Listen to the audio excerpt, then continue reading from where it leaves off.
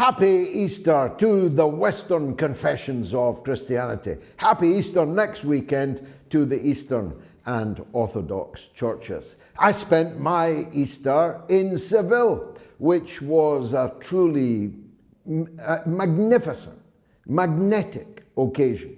The processions in the old city of Christ in the Passion, on the cross of Mary, and all sculpted beautifully, was such powerful religious imagery. It really was something to behold. What spoiled it for me were the very large number of men in hoods and pointy hats. It was very difficult to explain to my children what they were wearing the pointy hats for. I said it was for penitence. They know that that means for people who've done bad things, but they couldn't understand why wearing a pointy hat would be any kind of cure for doing bad things. But it was magnificent. My youngest boy, Torin, is training with Real Madrid this week, and hence we were in Seville. Now, it's Easter and heads are rolling. Principally, the head of the husband of the former First Minister of Scotland, Nicola Sturgeon, sometimes known, perhaps unfairly, as Mr Nicola Sturgeon. She came out and gave a doorstep press conference, but she kept her left hand in her jeans pocket throughout the entire interview, leading to speculation that you can throw your manny off the bus after all. He has been arrested and released without charge, but pending further investigation, and it has transpired that on the very morning he was being huckled in the couple's marital home, a few miles away at Nicola's mother-in-law's home. She's a poor old lady of 92. A luxury £110,000 mobile home or caravan, dormobile as my mother would call them, was being carted off by the police. It had not moved since the day it was delivered 2 years ago, a period of time which may be material in the police investigations. Why anyone would buy a £110,000 mobile home and then not drive it anywhere, not move it out of the cul-de-sac of a 92-year-old woman, remains to be revealed. But if the police are putting it up for auction, I would like to buy it, and I'll take it round Scotland in an anti-SNP roadshow. How's that for a deal? I'll accept contributions so that we can raise the necessary to buy it. I think it would be the ultimate irony. We'll keep you posted on what's happening on that legal case more clearly than the SNP will, for transparency is not their middle name. I thought when the cops were searching the marital home garden, they'd find a mountain of laptops that were promised to the children of Scotland prior to the last election but never delivered, or a collection of bicycles which were equally promised to the children of Scotland before the last election, but like the mobile home have never turned a wheel. But enough of the travails of Scotland. I must not be a little parish pump patriot. I must cast my eyes across the world. Now, say what you like about President Macron. He, with the chutzpah for which he is famous, justifiably, rightly famous, chose the moment when all of France was on fire, when millions of French people were out on the street on strike, storming public buildings, setting fire to town halls, occupying airports and railway stations, taking over railway lines. Millions upon millions of French people were revolting, and their revolting little president decided to go to China. But that's where my insulting of Macron will stop. Well, maybe just one more insult. He is a very small man, as we all know. He was not up to the shoulders of President Xi Jinping of China, but they seem to have gotten along quite well. And I think that that is important and praiseworthy, because when the United States is openly proselytizing for a posse to fight China on their behalf in yet another US proxy war, when Europe is lying down. I better not go further with that metaphor in mixed company, but you know what I'm thinking. Up stepped President Macron to insist on going to Beijing and talking properly, politely, diplomatically to the Chinese leadership. And I think he's probably done France a favor in that, and may have done the rest of us an even bigger one. Because Macron, after the talks, which were cordial, took place in Beijing, but also went to Zhangzhou, the home of President Xi Jinping's father. His father, a very historic figure in the Chinese People's Revolution. As a matter of fact, Xi Jinping said to Macron, if he wanted to stay a little bit longer, he could stay in his father's home, which I suspect is not an offer he makes to many people. So the talks clearly went well. They were, of course, slightly harmed by the baggage that Macron had been forced to bring with him. Ursula von der Leyen, the German Christian Democrat, who most people are keen to move on from whichever job she is in, moved on from German politics to European politics, about to be moved on from European politics to run as head of NATO. She was there yapping away like a little dachshund at the ankles of Xi Jinping, but the Chinese treated her with the contempt that she deserved. When she was leaving the country, she got no diplomatic niceties and had to queue, like me and Gayatri, at the nothing to declare aisle as they went through the rather splendid new Beijing airport. She's not a diplomat, and she's not a head of government. As a matter of fact, I'm not entirely clear what she is, but she qualified for no diplomatic red carpets, that is for sure. And her conduct there was such that she brought shame on the European Union. But Macron, on the other hand, said some very, very important things. He declared that France will not be dragged into a state of belligerence against China for any reason, and certainly not because the United States wants to create a casus belli over Taiwan. Macron explicitly ruled that out. And of course, he was touting for business for France. And why shouldn't he? That's the job of a national leader, after all, to do the best for their own country. I wonder where the British government are in. Does Britain even have a government? I actually have not set eyes on or heard anything from the British Prime Minister in many weeks.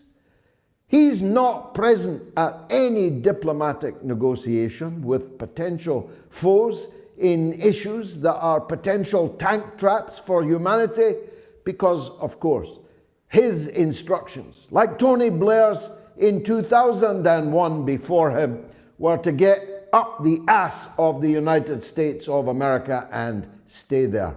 Well, that's an uncomfortable, unpleasant place to be. But that's where our government, the British government, is. But the conduct of Macron in China and the progress made by Macron in China is bound to have caused a ripple or two in Germany, because Germany was the leading industrial powerhouse on the European continent. It has been deindustrialized, dismantled, as well as plunged into a freezing winter with another freezing winter still to come. Of course, like the 7th Cavalry led by John Wayne, American LNG is coming over the ocean, but at 4 times the price of the gas they used to get very cheaply and reliably from Russia. So the German political situation is extremely brittle. And there they see the leader of France, their traditional foe and their rival inside the European Union, making hay with Xi Jinping in China. You can also say that Macron distanced himself from the US over Ukraine. I certainly read it that way. When he said that there was no excuse for anyone deploying new nuclear weapons, least of all in Europe, who else could he have been talking about but the United States of America? They're the only people who are moving new nuclear weapons, and they're doing it into Europe. So when Macron said that, you could argue it was diplomatically expressed, but nonetheless a slap in the face of Joe Biden. No way, of course, that Joe Biden would notice. His dotage has slipped into utter insensibility.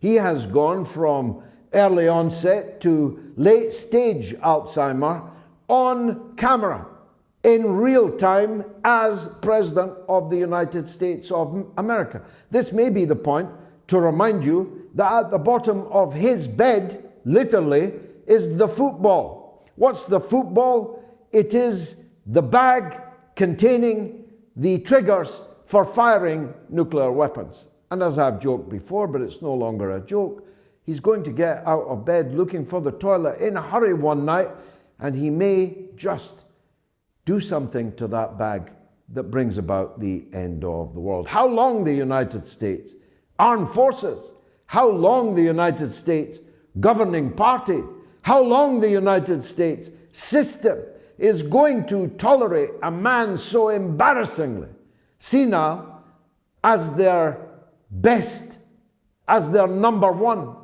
as their big hombre, as the big guy, must be a matter of some speculation. Certainly, there's now a candidate declared running against him for the Democratic Party nomination in the presidential election in 2024. That man is Robert Kennedy Jr. Now, someone said to me that Biden is senile, Kamala Harris is unpopular, but RFK Jr. Has too low a profile. But with respect, sir, nobody called Robert Kennedy can possibly be low profile.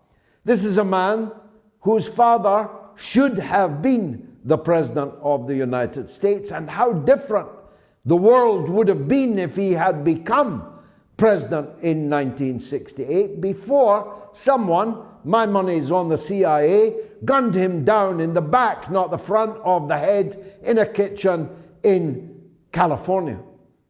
He was on his way to the nomination at the convention in Chicago. He would undoubtedly have won. And so they killed him because, like his brother and his uncle, similarly murdered, again my money on the CIA, was ready to embark upon a series of political changes in America that would deeply have discomfited the ruling elite, the real rulers of America. Both JFK and RFK had the quaint and unusual idea that the elected president of the United States ought to dictate to the military-industrial complex, to the intelligence-industrial complex, and if RFK Jr. gets in, to the media and high-tech industrial complex. That puts a bit of a target on RFK Jr. His family don't want him to run, but he's running. And I think we should treat seriously the claims to the presidency of RFK Jr. He has proved to be a wise, sagacious, and perhaps above all, courageous man. He stood against the tide over the COVID, over the vaccines, over the masks, over the closures and the lockdowns. I didn't go myself all the way with him, still don't go all the way with him. But you've got to admire a man so ready to stand out against the tide when there was nothing in it for him to do so, and plenty of brickbats and bans and shadow banning in order to continue his work. But now he's off and running. And he said something yesterday which I think has succinctly summed up where the ruling elite in America have put their country and their people. He said, the United States has forced Russia and China together in an unbreakable alliance. They have wrecked the dollar as the world's reserve currency. They have made a mockery in Ukraine, in Afghanistan, and with their ridiculous pirouetting around the issue of Taiwan, made the United States a laughing stock amongst public opinion around the world. And who can dispute that? Only the most partisan or someone paid to do so, like that joker that runs the White House press operation. Where did they get her? Well, from Haiti. She ticked a lot of boxes and that's why she got the job, but she cannot do the job. And the more I see of her, the more emblematic it seems to me that she is of the extraordinary, rapid, and almost cataclysmic decline of United States power and influence in the world. If you don't believe me, go to Beijing now. See if you can get a hotel room, because all roads lead to Beijing, where once they used to lead to Camp David and the White House lawn.